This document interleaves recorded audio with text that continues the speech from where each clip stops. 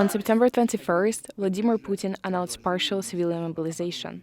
Up to 300,000 civilians will be drafted and sent to Ukraine, accelerating the war. It prompted national-wide protest and revealed potential ethnic bias. According to Crimea SOS, a Ukrainian rights organization, 90% of those drafted in Crimea were Tatars, despite them making up only 15% of the population. But it is not just Crimea.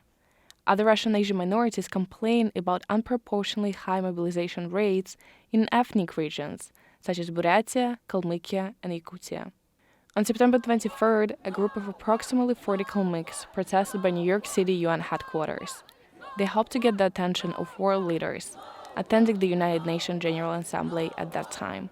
We all know what it's like to be non-Russian in Russia. We are not hired, we are not renting our apartments, but when we need to be sent to the slaughterhouse, they call us Russians.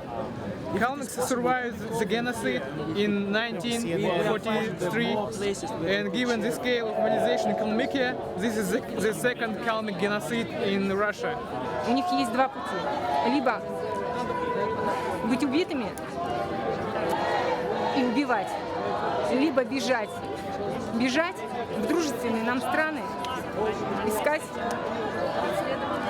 приюта. Мой брат вынужден оставить свою семью, своих маленьких детей, жену и престарелую маму. Сам он имеет хроническое заболевание и вынужден бежать в дружественную нам Монголию. Stop killing Ukrainians! Stop killing Ukrainians! All we asked to open the green channel, and people in need, some people they don't have passports to escape. We are against interference in the affairs of Ukraine, and we against the killing of Ukrainians. We are against the war. Stop war, stop mobilization, stop genocide of Asians in Russia. On his Instagram, Sonala Chir, the organizer of the protest, shared the resources for the nation to help Kalmyks with evacuation from Russia and finding shelter in Kazakhstan. For NYC Journalism, this is Alena Varova reporting.